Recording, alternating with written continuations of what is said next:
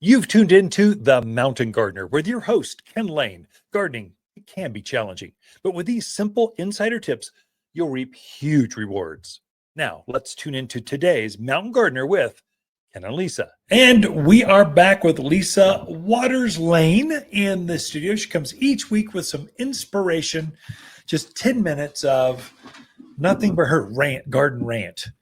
I never rant. I'm not a rant. Well, you can go off every once in a while, but usually not on gardening. Not on gardening. It's on business or some other, why are they doing that way? Anyway, so that's where we run at a high level. So we know what high level is. I can't brag about ourselves. We're always better quality, better, but we're noted for being really good at what we do. And so when you go to a place and they say they're that and they aren't, you kind of go, doggone it, they let me down. So doggone it. Anyway. I ranted. Say I went off a rant a couple days ago. And Ken hasn't forgotten it yet. Yeah, don't call him out. Not going to. Yeah. I'm just saying you haven't forgotten. No. Gardening. Yeah. So what can folks learn, be inspired, do in the gardens that they can only come from you? Only from me. Well, I wanted to let you guys know we are getting some more. So a lot of people have been asking, where's the cactus? Where's the agave? When are you guys getting those? And we always say, well, I like to come when it's a little warmer. It's true. So we have them. So all you people who've been wanting the cactus and the agaves and that kind of stuff. The hardy varieties, not some cheesy Phoenix thing that's going to live for the summer and then die this winter. But these are hardy varieties for the mountains of Arizona. They're going to thrive for decades to come. Decades. I love it. I like it. So the first ones I thought I would talk about. So most of the time, people don't think about growing the barrel cactus here. Okay. But there are 3 that would actually probably do pretty well up here. They might need a little. Like we have the red fishhook cactus. So I've got some of those coming in. So we grow it in a container, but we bring it up a little closer to the house in the wintertime, give it a little protection. Yeah. And it does really well. It's been years and years and years. It's a classic saucer bowl container. It screams style and selection. And it's actually blooming. It is, yeah. It's blooming kind of fun. now. It looks really pretty. Yeah. And then the golden barrel cactus, which a lot of people don't think can't winter over. We have a neighbor. Couple streets down, he put barrel cactus in. I said, no way, not gonna live, no way, not gonna do it. It looks beautiful. Yeah. Now he's got it in a hot sunny spot. Right. He's got rock around it, so he's doing a little extra to give it that heat that it loves. But I would say you could do it. Bright sun, reflective heat in a courtyard. That's where you have it. So for us, we just insurance. Our barrel cactus is stunning. It's big. It's beautiful. It's expensive. I don't want to lose it. It's exotic. So I just bring it underneath the overhang at the front door. That's where it hangs out all winter. And then in April, I take it back out and it hangs out outside. Yeah.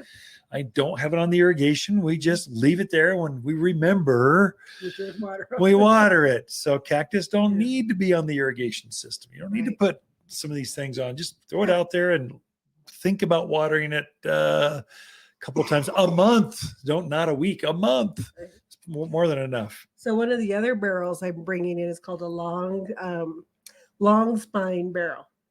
Huh. So it looked really cool. So I think it's definitely one to try. Okay. It's as hardy as the red fishhook that we have and the golden barrel. Okay. So I think it'd be a really nice one to try. Yeah. I mean, you folks on the east side, the Jeromes, the Sedonas, you've got reflective heat, a courtyard where you built a wall.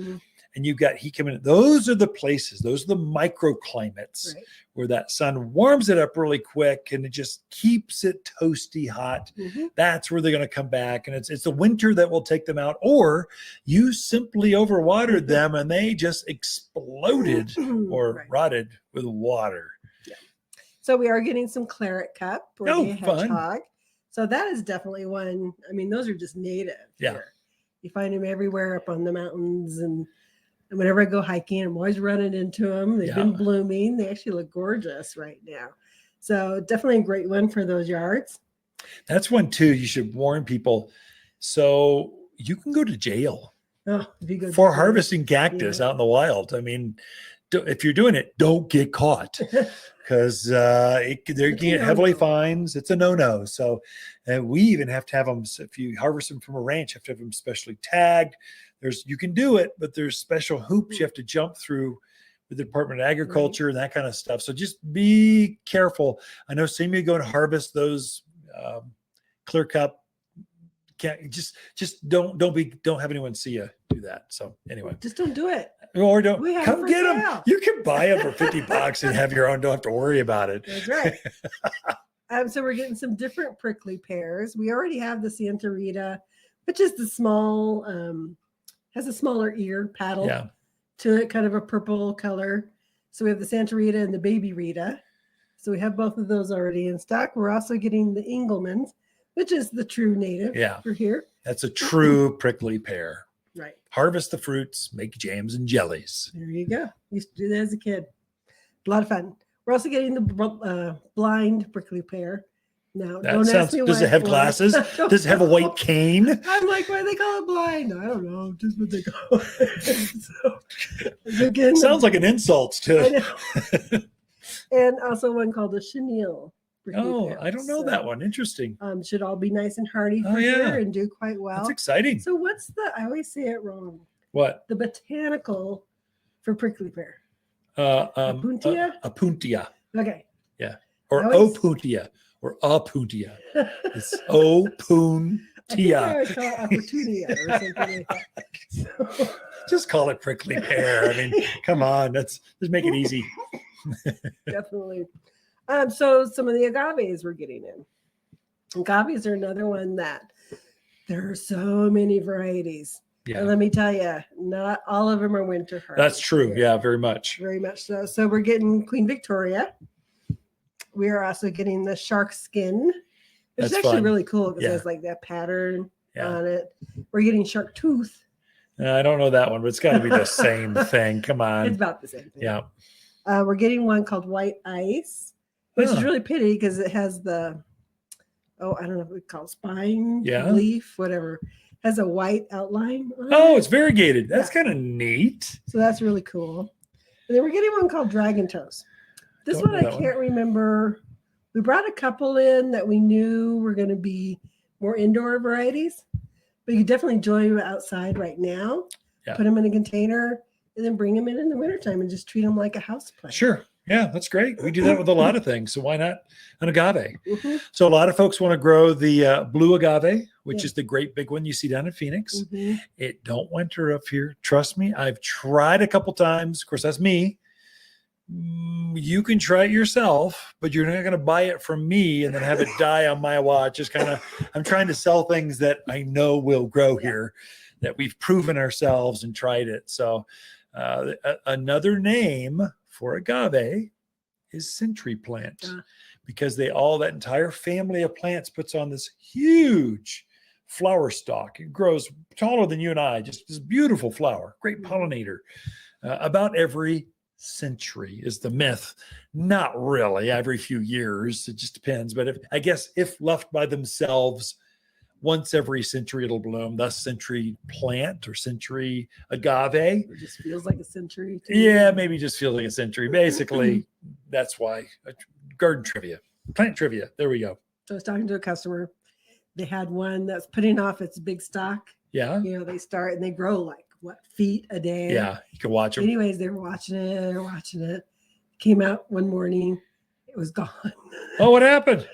They think a pack rat. Really? I mean, it was just like, you could see where it'd been cut. Well, pack rats can do that. Yeah. Porcupines possibly can. I've never heard of them eating agave, but they do things like that. Yeah.